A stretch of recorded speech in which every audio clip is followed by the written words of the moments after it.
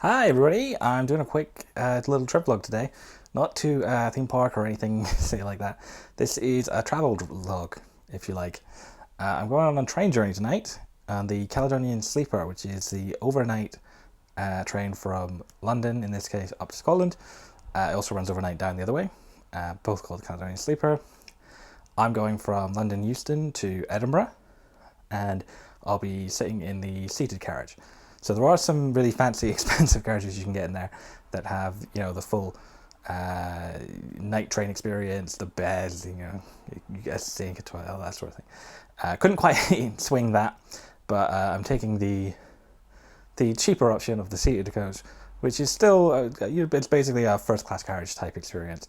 A little bit less well put than that, but same sort of ballpark. At seat service for the food and things like that, so still quite nice. So I'll be going on that for I think it's about 7 or 8 hours, showing you what that experience is like. There's a lot of, I think, coverage of the, for obvious reasons, the fancier, more expensive bit. But just give you some idea of like what it's like to take the Caledonian Sleeper if you can't quite afford the full experience. But I think it should be good. It's a fun little adventure, a nighttime train journey. I've done a lot of nighttime coach trips, but normally my train journeys are during the day. And so, new adventure, new start for a travel method for me, ish. I mean, I've taken trains before. I've travelled at night before. I'm just combining the two. So we'll see what that's like, and I'll see you when I get to Euston. I was going to spend some more time on the departure board and the concourse at Euston, which was under redevelopment at the time, but an obnoxious gentleman approaching from the right, who I've edited out, decided this was not something he would do with his time, and therefore considered it very important to tell me this, as if I had sought advice on how to spend my time. Hopefully I don't have to say this to anyone watching this, but don't do that. How other people choose to enjoy and document their travel isn't any of your business, and accosting strangers to judge them just makes them uncomfortable. Which is exactly what happened to me, so I proceeded to the platform and onto the train.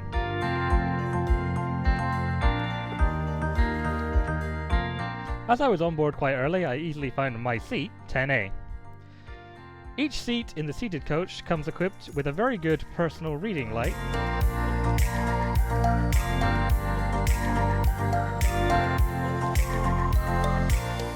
as well as a UK main socket and a USB port for charging and powering your devices. There are controls down by the side for the limited recline function.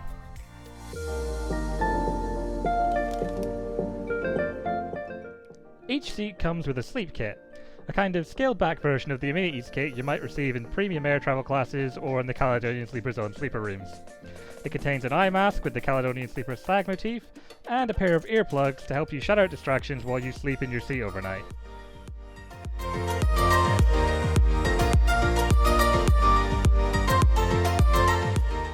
Also waiting for you is the onboard menu, from which you can order the at-seat food service, including pre-ordering breakfast for the following morning. Some of these offerings are likely to be altered at the time this video is releasing due to the global pandemic, but this is how things were during my trip back in 2019.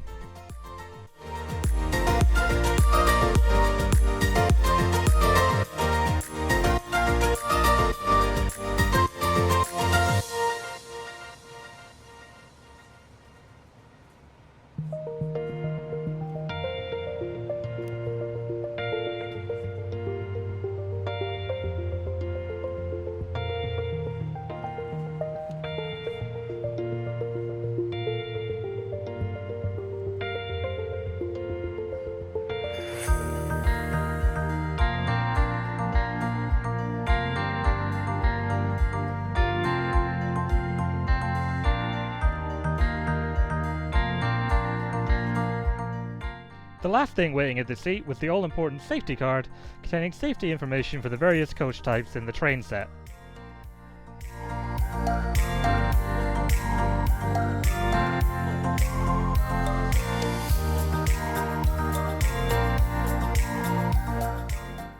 As we set off around midnight, it was raining a bit. This cleared up after a short while, but as it was the middle of the night, there wasn't yet much to see out the windows aside from the lights of the city and stations as we passed through them.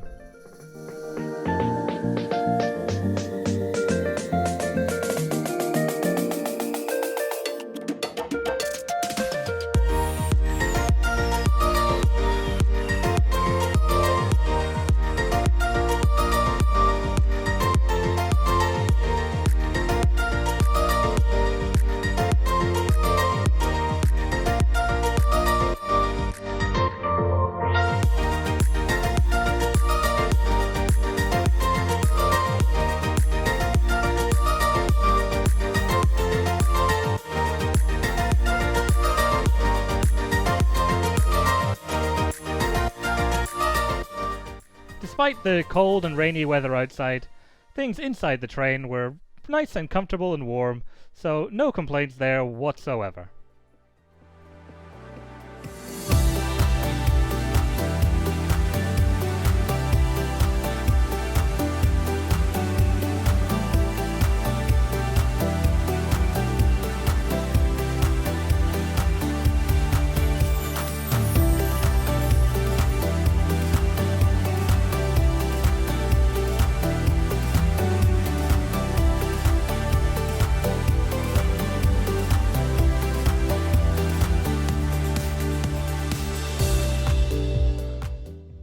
This journey was the weekend of the 2019 Japanese Grand Prix, so you might just be able to make out the reflection of my iPad streaming the Friday practice sessions through my phone's cellular data connection in the window.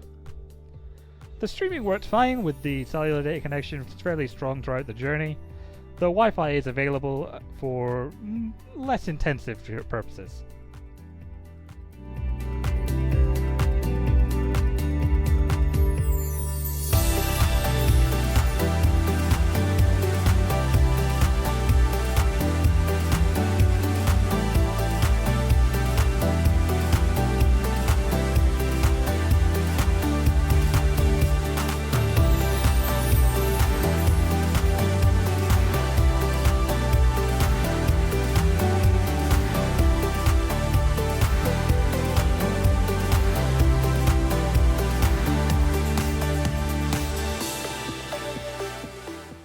As we moved into the morning, daylight began to break through, and those of us who were awake were able to enjoy the views of the English and Scottish countrysides flashing past us as we sped our way towards Edinburgh.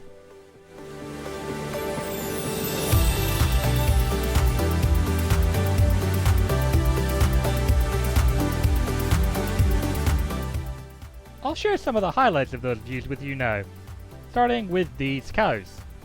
Hello, cows.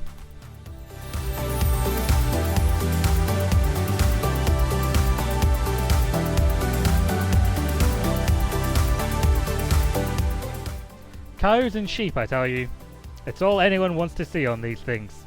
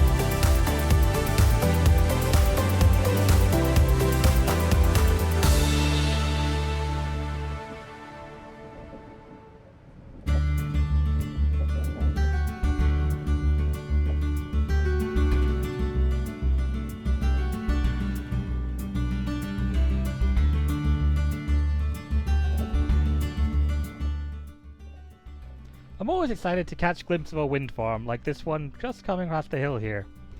I don't understand people who get upset about the presence of these things. I think they're exciting to look at, and I don't think they spoil the view of the countryside at all.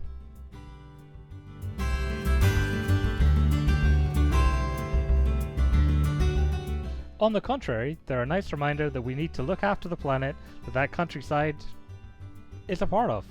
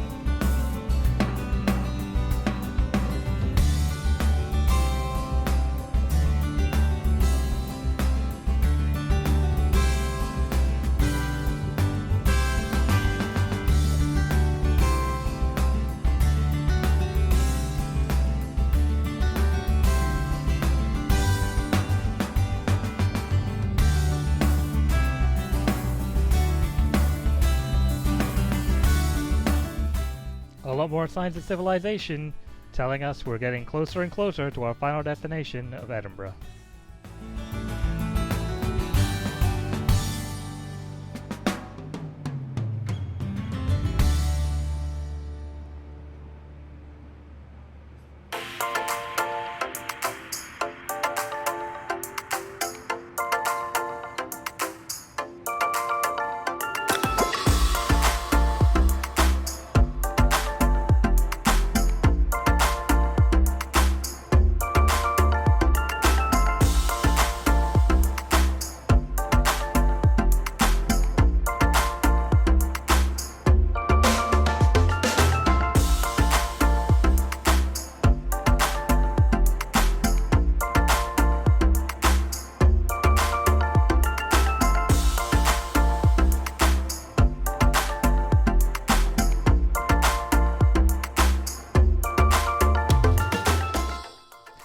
Pulling through Edinburgh Haymarket can mean only one thing.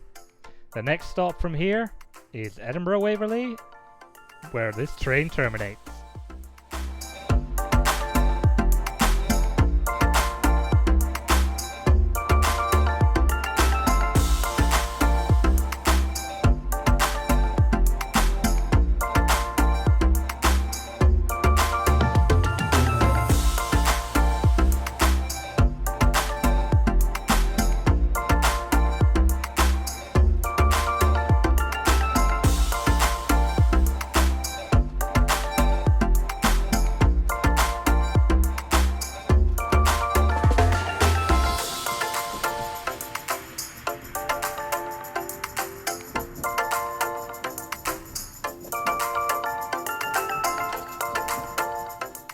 Good morning, ScotRail commuters!